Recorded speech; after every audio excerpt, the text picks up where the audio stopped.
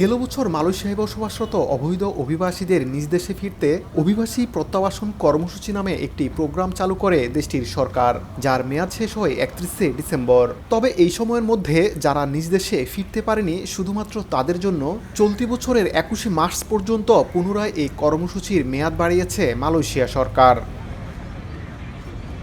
সোমবার মালয়েশিয়ার অভিবাসন বিভাগ এক বিবৃতিতে জানায়, 2024 সালের 31শে ডিসেম্বরের আগে যে সকল অবৈধ অভিবাসী অনলাইনে নাম নিবন্ধন করেছে অথচ কোনো কারণে দেশে ফিরতে পারেনি, শুধুমাত্র সে সকল অবৈধ অভিবাসীরা আত্মসমর্পণের মাধ্যমে স্বেচ্ছায় নিজ দেশে ফিরে যেতে পারবেন।